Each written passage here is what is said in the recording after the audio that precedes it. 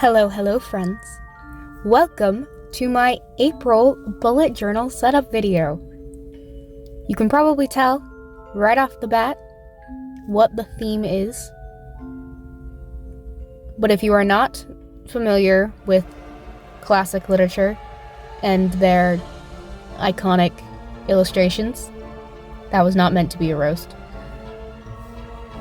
It's Alice in Wonderland. It's interesting. I don't have any particularly great love for Alice in Wonderland. I like it.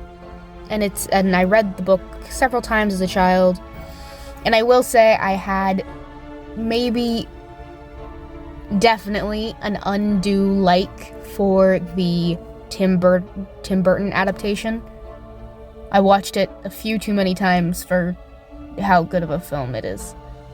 But all that being said, I don't love Alice in Wonderland, but there is something about it that is just so interesting. It's a visually stimulating world. As I said, I read the books when I was young, and I've seen several of the movies. And when a piece of media makes allusions to Alice in Wonderland, it always gets me. Like, it's got such interesting callbacks and it's weird. It's a weird, super weird story. Obviously, if any of you know anything about Alice in Wonderland, it's not surprising that one of the main theories about it is actually everyone is on drugs. All that being said, that's the theme. I thought it would be cool. I had a couple of assets where I'm like, you know what? If these went together, this could be a very cool Wonderland theme. And that's what I did. And I wanted to have these sort of messy watercolors. Unfortunately, I chickened out and I didn't do quite as messy with the watercolors as I would have liked. But it was also kind of loose and freeform, casual, which was nice. So I had that Alice and the White Rabbit that I had on separate paper, and then this one that I did straight into my book, which was terrifying. The book took the watercolors much better than I expected it to, seeing as it struggles with just pencils and a couple of my felt tip pens. It just sucks up the ink and is saying, I'm going to reflect this for pages. Versus it took watercolor pretty well. So that's exciting. This cat is kind of terrifying, and I know that is his point, that is his vibe. He's spooky. But in the end, I do really like how he turned out. So, that. I'm doing this whole thing out of order, just because, well, the page that I left to the end was kind of intimidating, and then I wanted to get the watercolors done first, so that's why I did that one. But now, here we are, moving on to my cover page. Which, spoilers, I love how this cover page turned out. It is definitely my favorite one I have made so far this year. Obviously, there's still 8 months left of this year to set up, but boy, it's gonna take something to overtake this one as my favorite of the year. It's really cool. It's definitely one of my favorites I've ever made. Maybe not my absolute favorite, but I like it a lot. I would have to compare it to some of my other highlights. You always know it's going to be a good theme when it's a black calendar. These are cards, obviously. These are like actual cards. And no, I didn't like buy a new deck of cards just to mutilate. And I didn't actually cut anything up. I expected to and ended up not, just because it didn't end up being a thing. But this is a deck of cards that was already missing pieces. You can see they're grody. They're gross and yellowed and stuff, and that's what I wanted. I wanted them to look kind of weird. This is the leftover chessboard paper from, goodness, two Octobers ago. Wow. I bought quite a few assets just for this. Quite a few, too. I bought the white roses, and I was just going to use those, and then the day before I was going to set this up, I'm like, I need red roses. So I bought some red roses. I love the checkerboard paper. Checkerboard doesn't appear very much in the original Alice in Wonderland story. And in the original movie, I guess it shows up a little bit. But I always enjoyed Through the Looking Glass more than the original story. And that's the one that had the chess people. And then even though I don't believe it actually says in the original story that her dress is blue, that light blue is so iconic Alice in Wonderland. It's just excellent. Yo, you know it should not be a drinking game? Take a shot every time I say Alice in Wonderland. Anyway, look, it's so pretty. I love the depth. I love all of it. It's great. It's so cool. He's super cool. These illustrations, they look so much cooler than I deserve credit for because I just printed them out and then I painted over them, so the shadows and the things are already there. So I've got the playing cards here. A ace for April, and 4 for April. I used 2 quotes here from the Alice in Wonderland books. This one, it's just sweet. When I used to read fairy tales, I fancied that kind of thing. Never happened. And now, here I am, right in the middle of one. Which, in her case, rough time. I'll talk about that in a second. But recently, I've been looking at my life and going like, boy, like this is insane. Who could have seen this coming? Yeah. It's died down a little bit. Life always has its ups and downs. But especially when I was planning this spread, I was just like, I am on top of the world. This is magic. And then I stopped being on top of the world. And yet, I don't think that stops it from being a fairy tale, because if you know anything about fairy tales, there's rough stuff. And that just makes, when everything gets magical again, just that much sweeter. Yeah. Anyway, speaking of magical worlds, Alice in Wonderland. This story came back onto my radar last spring. I was doing my capstone project to graduate from college, and it was going to be all good. It was going to be great. And then I'm like, yo, I've done all of my prerequisites. I've done all of these things. I've done all my GEs. I'm like on top of it. But my capstone is only 12 credits when I still need 3 more. What's up? What, is this a mistake? And it's like, oh no, you gotta take something. And I'm like, you're telling me this now? So I had to take a class. And I had to do it online because I was going home to do my capstone project. And I was like, okay. This was gonna be a long story short, but it's just gonna be a long story as long as it needs to be, because this is my video and I can do what I want. Anyway, I ended up taking this class on teaching literature. English literature for future teachers. And it was an interesting class. There was some cool it made me read. Well, it made me listen to audiobooks. So I revisited a few classics from my childhood. I listened to a few new things. Yeah. But the first set of assignments was we were supposed to read a book. And our 3 choices were Peter Pan, The Wizard of Oz, or Alice in Wonderland. And I chose The Wizard of Oz because those were my childhood. Goodness. And yeah.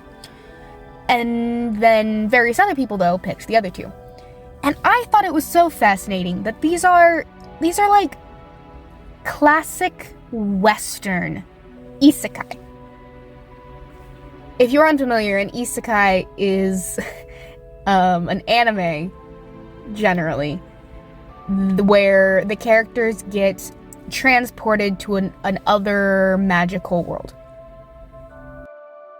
And even though these are obviously not anime, they're totally isekai. They're just living life, and then it's like, boop, magic, go to this magic world.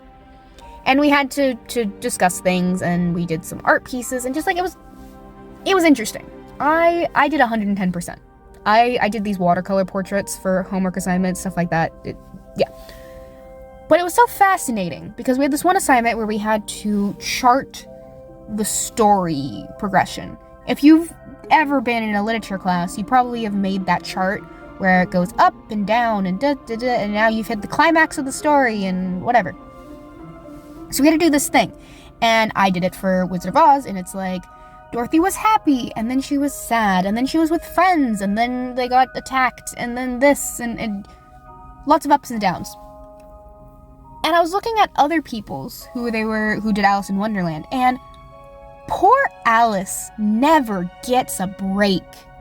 The poor dear, it's just, everyone is mean and condescending, nothing makes sense. Like, things are weird in The Wizard of Oz, but like there's some reasonableness, and people are nice for the most part. Alice is, it's just rough. She's struggling hardcore. The poor dear. Yeah, that was my thought on that. What am I doing? Well, these are the weeklies. I kept them pretty simple. 4 suits for the 4 weeks. I mean, there's technically 5 weeks, but, you know, one of them is short, so I'm just gonna add it on somewhere else. Just using all of the pretty assets, the roses and the things. Oh, I cut out these shapes. We're not gonna talk about how much of a struggle the club was. It was a struggle. It's a weird shape. The other ones turned out fine. The club, just don't look at it too hard.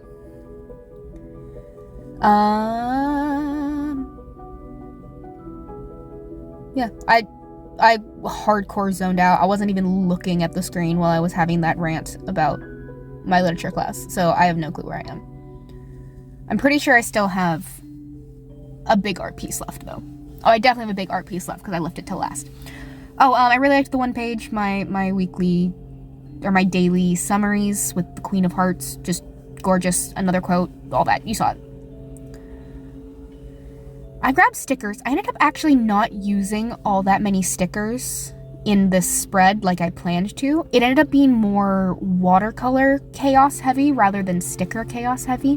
But I used a few on this page. This page is where all the chaos reigns. Because there's like some chaotic stuff on the other pages, but this is the page where I was like, hey, just some nonsense.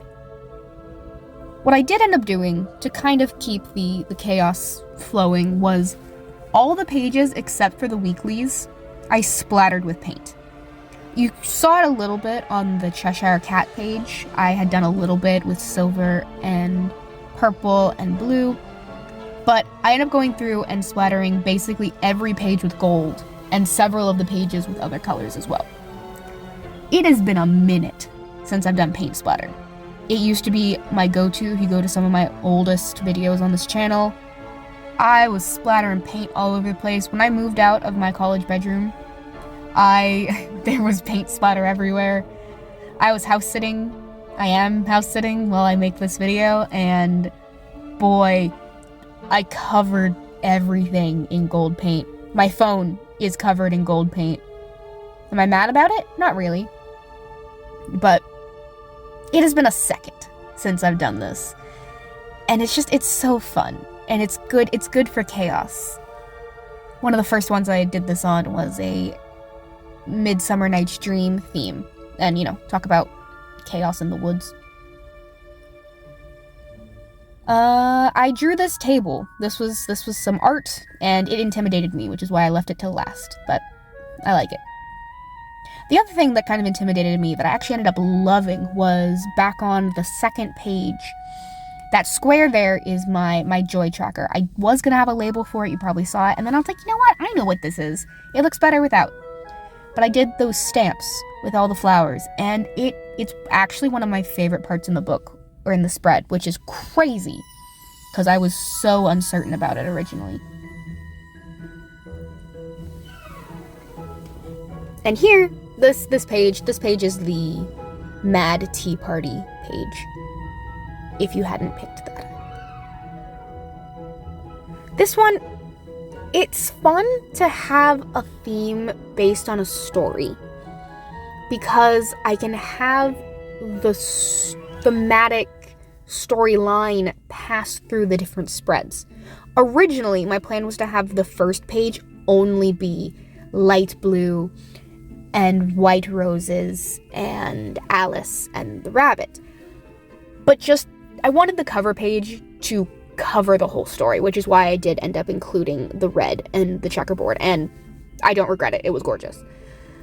But you pass through the forest with the Cheshire Cat and the giant flowers, and then you reach the Mad Tea Party, and then you meet the Queen of Hearts, and then you stay there.